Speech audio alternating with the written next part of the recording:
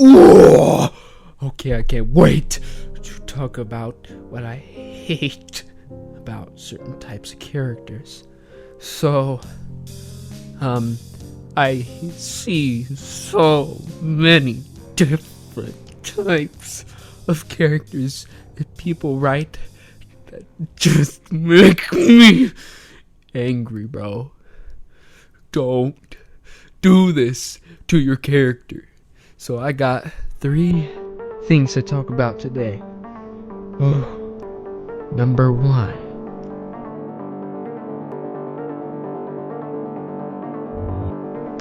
If you make a character with like too many flaws in it, it's like actually like not interesting to listen to at all. So you don't want to make a character that is so Bad of a person that they are literally unlistenable. They're unwatchable. They're disgusting. You hate them. Everybody hates them, really. I mean, except you, because you're the writer. You wouldn't know. You know, you're just making stuff up as you go, literally.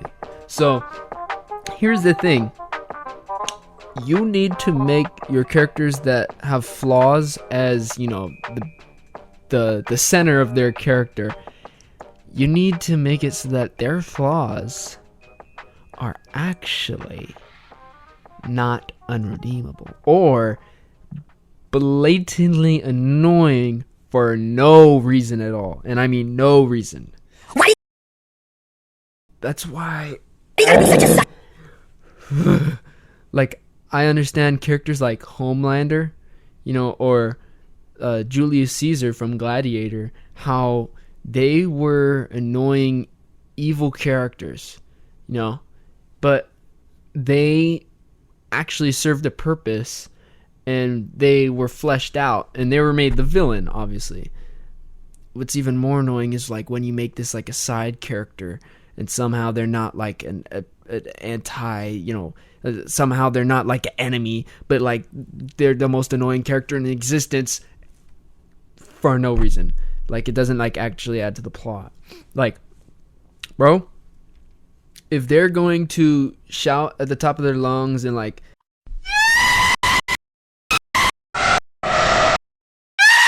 you know, blame the main character for doing this wrong thing and like, oh, you suck, and oh, you're ugly, and oh, I hate you, and oh, you're stupid, then like they need to have like something behind that besides just some nonsense like, oh, they just like to, you know, put others down just for the sake of it, you know.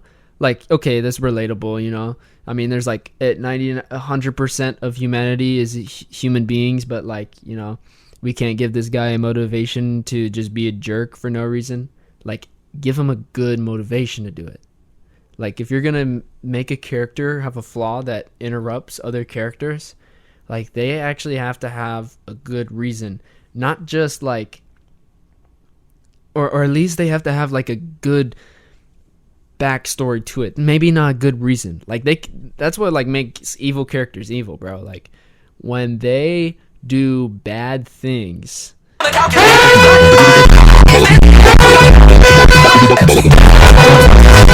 and just rude things, and it's seemingly for no reason, but it's not.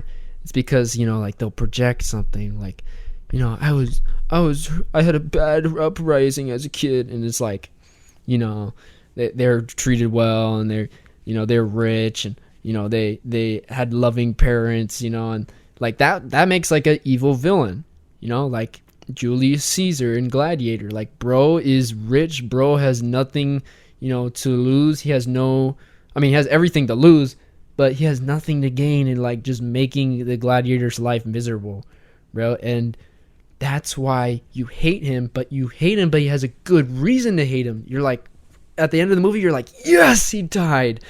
And like, that serves the role of like a perfect villain, because he's not just like, haha, Sonic, I destroyed the trees and the puppies. It's like, okay, why did you do that? Because I'm evil. Woo!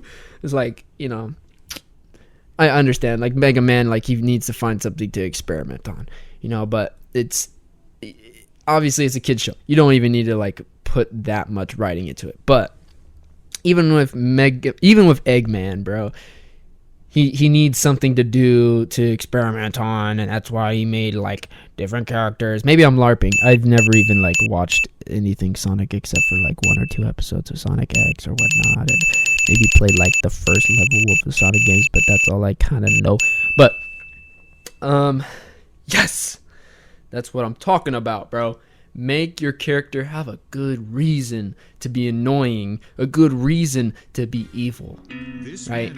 Don't just make them evil for no reason, because nothing in this world ever happens for no reason, ever. Now, here is another type of character that I despise, and I will hunt you down if you ever write this type of character. Don't ever write a character that is perfect, that has no flaws. I don't want to see another Mary Sue perfect Superman type character with no flaws that everyone loves, and he's never done anything wrong in his life. I hate that. I hate that so much. I am so lonely. All the other writers are scared of me. No one talks to me. No one wants to be my friend. They think I am unstable. They send me from story to story, criticizing characters in their name, and as I get better, they fear me more and more. I am a victim of my own success. Criticize. I don't even get real name, only a purpose. Okay, but seriously though, you gotta make your characters flawed.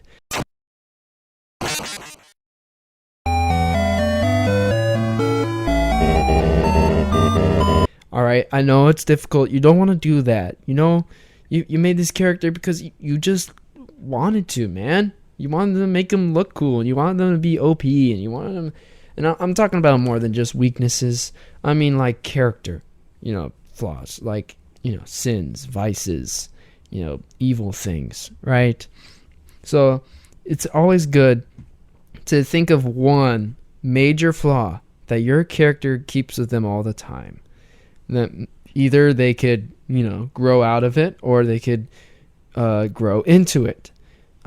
Your choice. That kind of decides whether they're a villain or not. So, if they're prideful, a really cool story arc is if they learn to give up their pride because of the remorse of the effect it caused others, right?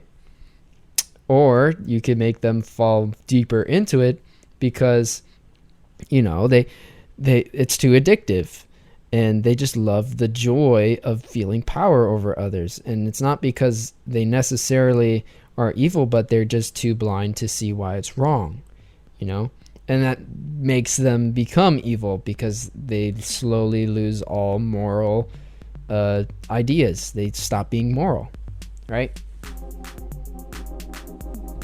Now, there's the type of characters that just make me absolutely angry. And I absolutely hate them.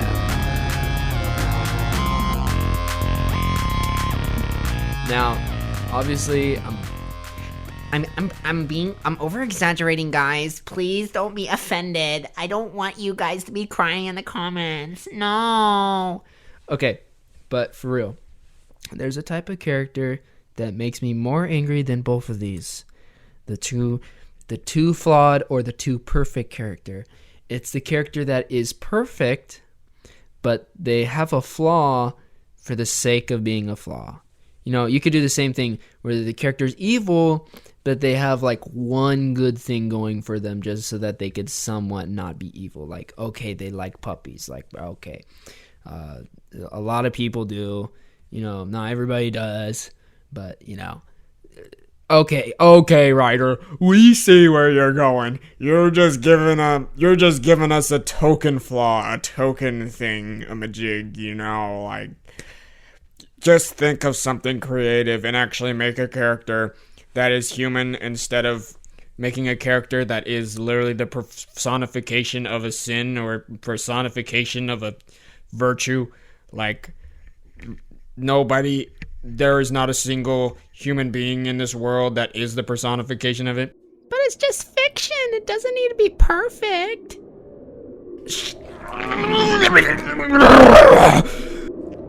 Excuses, excuses, excuses, excuses, excuses, excuses, excuses, excuses, excuses. Okay, then, do you ever watch a documentary of, like, you know, lions and then think like, oh, I wonder, like, you know, I could see like all this character development. Like, bro, shut up, please. Please, for the love of the game, please shut up and never ever say that. So yeah, make your characters human if you actually want the audience to love them. Now you might be wondering why there are so many characters out there that are like this. Well, it can be explained in a very simple way. So many people don't understand the human condition. They do not understand human psychology. They are not Redditors as me. They do not understand the complexity of the human mind. Oh, because I'm on r/science and r/psychology. Oh boy, you just don't understand the type of levels of intelligence I'm on right now. But yeah, the reason why people write characters like this is because they don't understand people. And that very well could be you.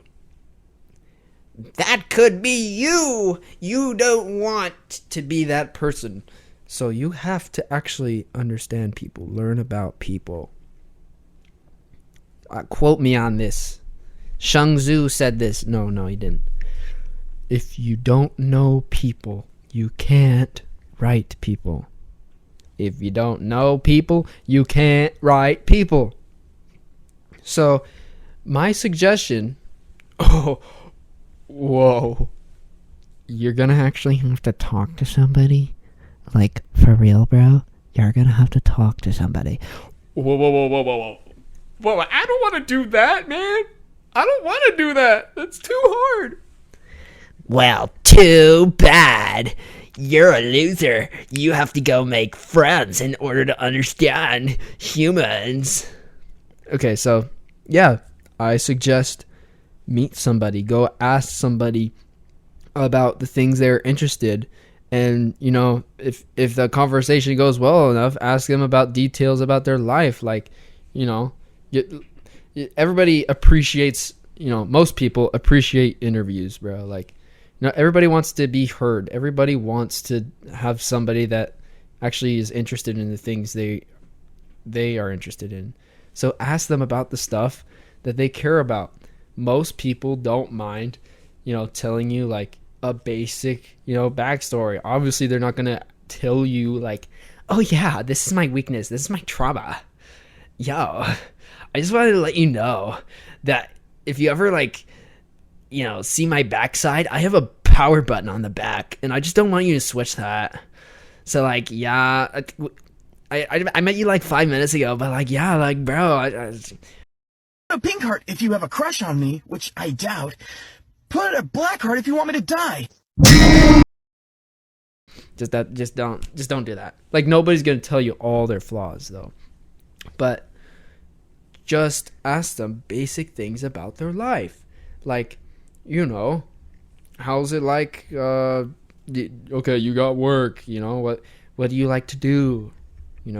Okay, that could already branch off into a lot of stuff. Maybe you don't even care about asking them about their life in general, because most people aren't super comfortable doing that first thing.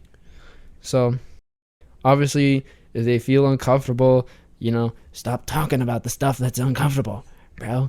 You don't have to be super deep about everything, bro. Like, everything doesn't have to be like, solving the equation to like fixing the universe, but like, just be a friend to somebody and you'll already like get the gist, bruh. And from that, you could learn how to write characters, because you understand people now, bro. Because now your friends aren't just the people that you met on Discord back in 2020 during the COVID phase when that blew up. Now your friends are real life. What? So, yeah. Do that. Go meet people. Ask them about their lives. And here's the deal. Everybody, from their own point of view, is just and perfectly righteous. Everybody, from their own point of view, is just and perfectly righteous. Now, obviously, there will be people that, come up and tell you that, oh, I'm not perfect. I'm such a broken-hearted, and I've done so many evil things. I want you to feel pity for me so that you could be in love with me and actually become my best friend. No, but I'm not like that. I'm not like actually trying to get anything. I'm just kind-hearted. Like, bro, the people put on an act. But for real, meeting people in real life and knowing them helps you write characters in fiction. You can't get around it. There's no other way. So, here's another thing. Well, you don't actually have to, meet somebody in real life every single day, just to write a character. But, like, you gotta, like, apply different things that you've learned from people in real life to your characters. Your view of the world will kind of ultimately shift some or most of your ideas about characters. But you have to be able to see through another lens. And the only way you could do that is either by interacting with somebody who sees through another lens, or intense meditation, bro. Intense method acting, bro. Basically. So, here's the thing. I challenge you to go and, talk to somebody. And you don't have to, like, be super deep Socrates level conversation, like, but if I think therefore I am, then what am I without my thinking? So yeah, just go and ask people about something that they like, and just meet somebody, be friends with somebody. And now, this brings me to my last point before I end this video. Now, I'd like to let you know about a writer who was so good at writing that the story he made came to life. And the characters in this book that he made had life and choice and the ability to live. And he loved them, every single character. He fashioned them himself with the intellect of his own mind. And he loved them so much that he wanted to be with them. And so this writer put himself into the very story that he wrote. And he lived among the characters. But sooner or later they found out that he was a self-insert. And they didn't like that. It's cliche. It's common storytelling rule number 1. Stop inserting yourself in the stories. Why would you insert yourself into our story, they said. It's selfish. It's prideful. And he couldn't care less. He just wanted to be with them. But the more that he told them that their reality is only a fraction of as real as the writer's reality, the more they hated him. And the more he corrected them on their ways of life within this book, the more they were tormented in their hearts willingly and decided to rebel against the writer. So this self-insert, this writer, was to be executed publicly by these characters. And, matter of fact, they all hated him, and no one came to his rescue. And the thing is, when they tried killing him, little did they know, he had all the plot armor. And he came back from this execution.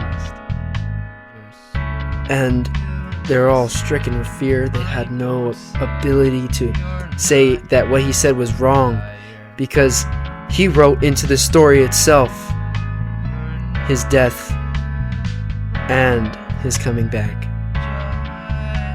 You see, I'm obviously not talking about a story you've ever written yourself. I'm not talking about something you've seen in the fiction section of Barnes & Noble. I'm talking about the writer who wrote this world into existence. His name is Jesus Christ. And if you simply accept him, you could get the good ending.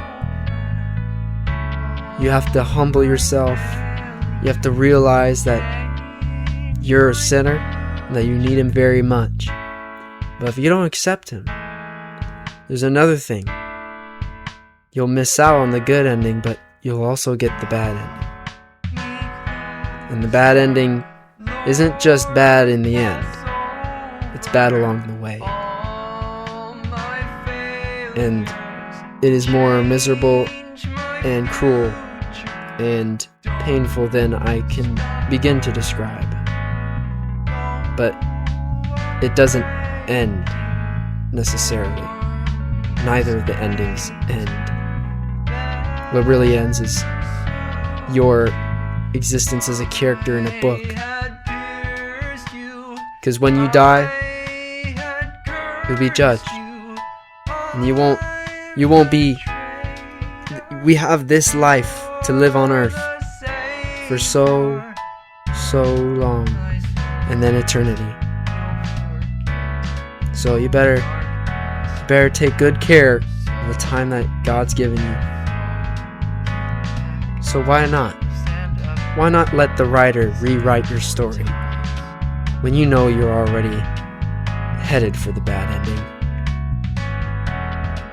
Thank you very much for watching. If you want to hear more writing content, you want to hear more story content, or anything like that, leave a comment. Thank you very much for listening.